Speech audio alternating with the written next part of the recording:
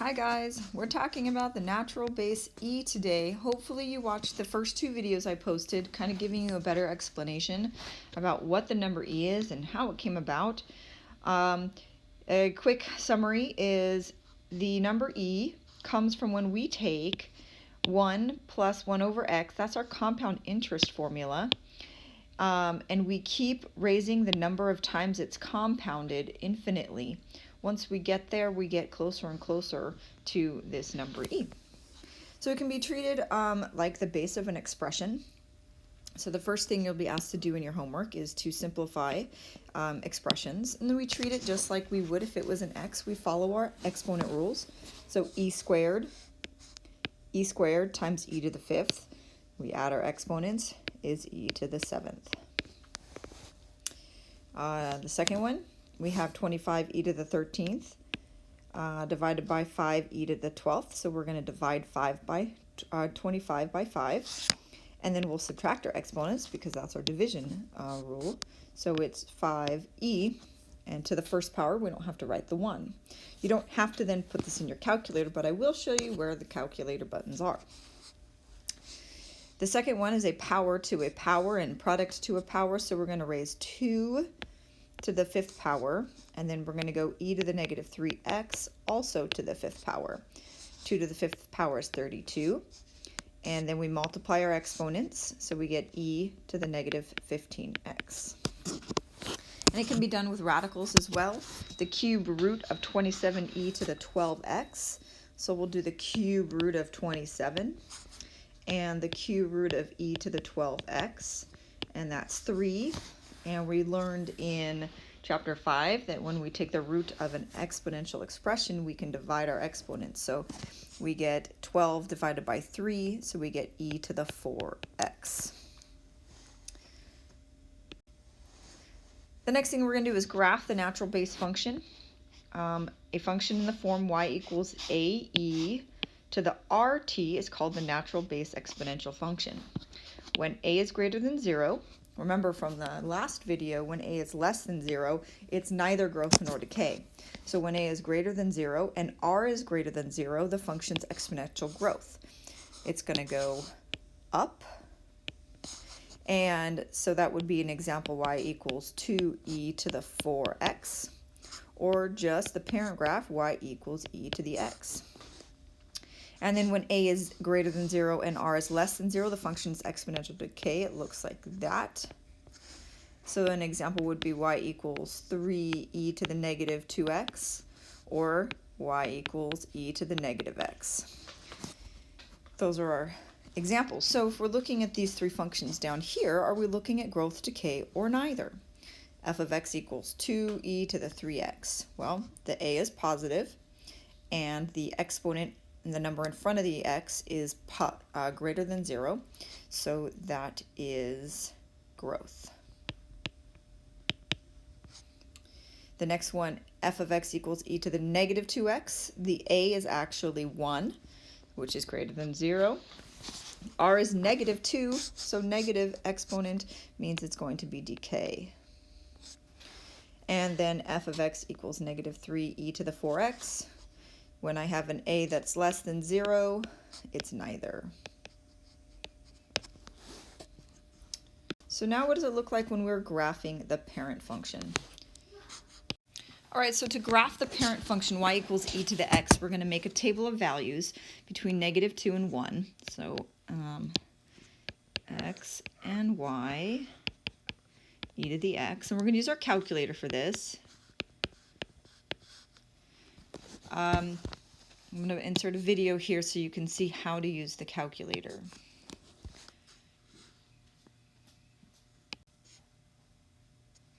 All right, so I have two calculators. I have my graphing calculator here, and then I also have my cell phone calculator. I want you to notice first on the cell phone calculator that we have an e to the x button.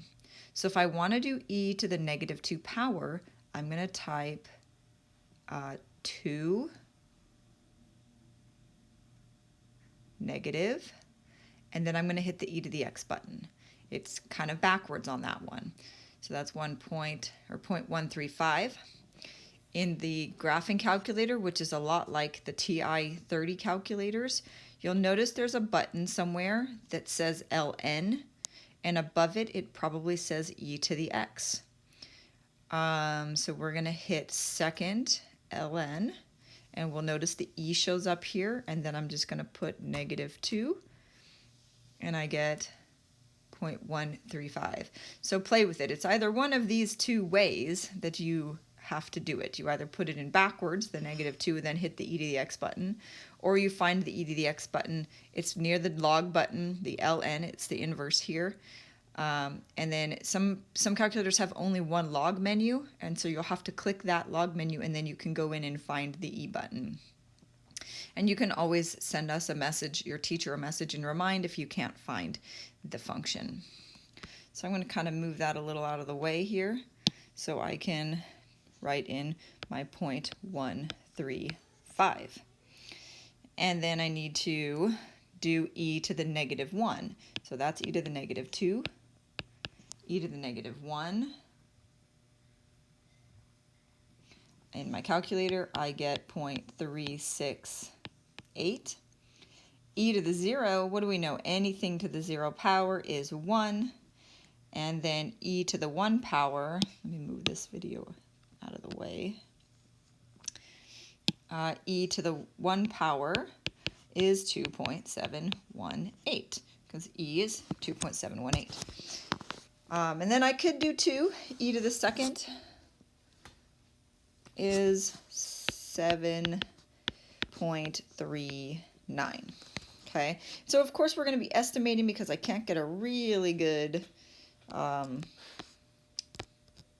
let me do that, because I can't get really accurate on this little graph, but it'll give us a good idea of what the graph looks like. So I'm going to start by plotting the 0 point here, 0, 1.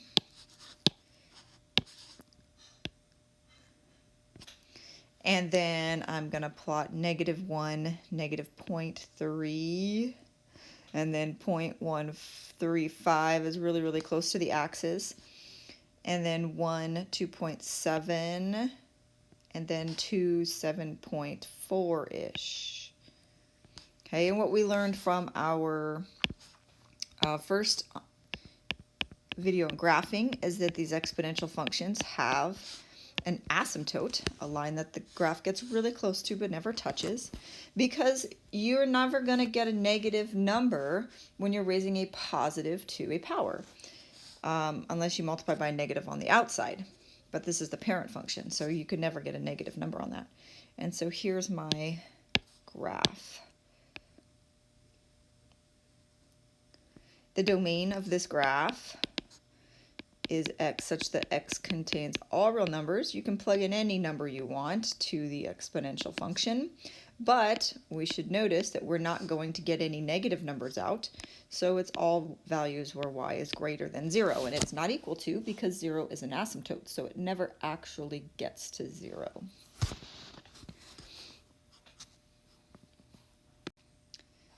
Now let's look at graphing some functions that have transformations on them.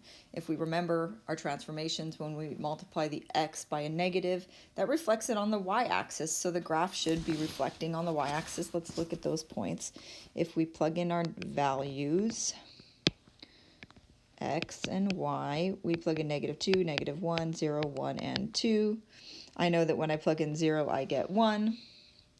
When I plug in -1, so you can use your calculator right now, plug these in, make sure you're getting the same numbers. So e to the -2, -2, so that's e to the -2, so that changes that to e to the +2, which was 7.38.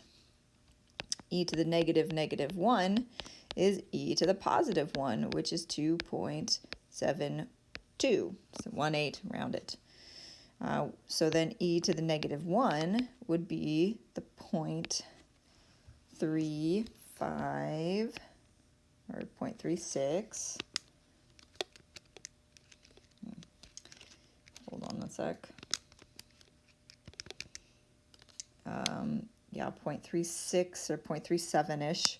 And then e to the -2 would be the 0.135. So notice that your values just switched around there. So let's look at how that looks over here. -2, positive 7.4. -1, 2.7. 0, 1. 1.36 to 1.35. Graph's going to get really close to the axis and not actually touch it.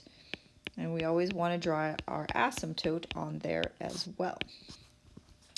And your domain is still all real numbers. And your range is still y greater than 0. The only time it's going to be less than is if the a is negative. So if the a is negative, it'll reflect it on the x-axis, so it'll be down here. So it'll be less than, or if we add on the outside, we're going to shift it up or down. And that's how we change the range. So let's look at this next one. Make our table. -2, -1, 0, 1, and 2. And we're going to plug that into the calculator. 2 times e to the -2. So that was, and I can just, let's just put a little video in here for you. So in my calculator, this one, I could do 2 times, times, and then second, there's my ln, my e to the x, e to the -2. And that's 0.27. It's not going to let me write that. And then let me hit second enter on this, pull it up again, and put in the -1. And that's going to be 0.735. And then so on. I can keep doing that. In this calculator,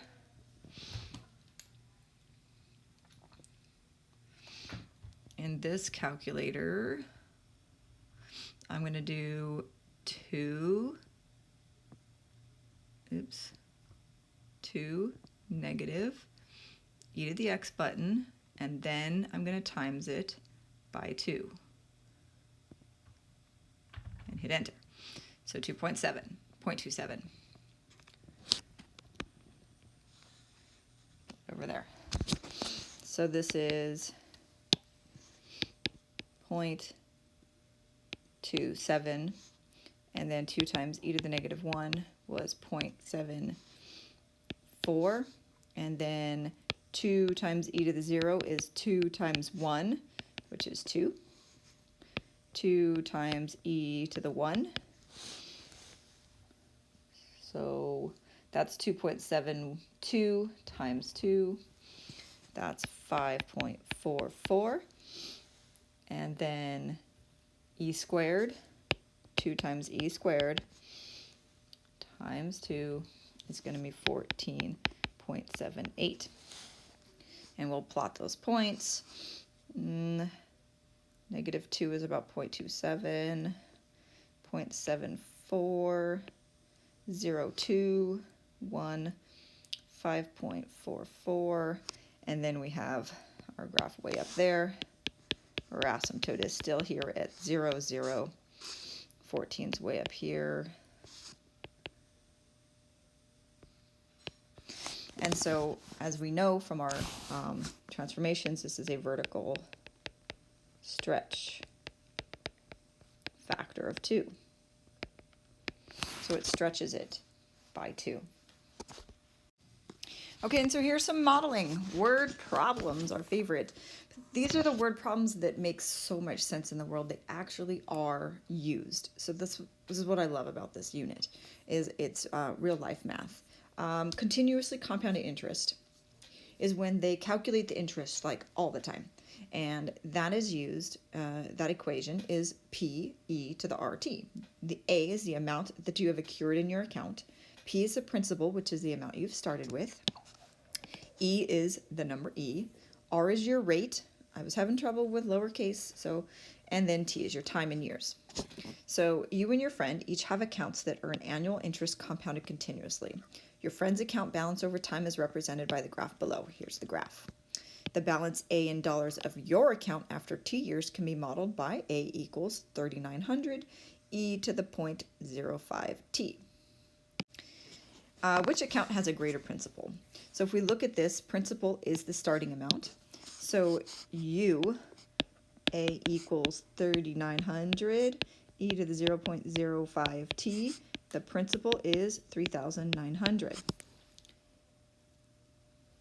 And the principal on the graph is going to be where it starts at 0. So that's going to be the y-intercept, which right here is 4,000.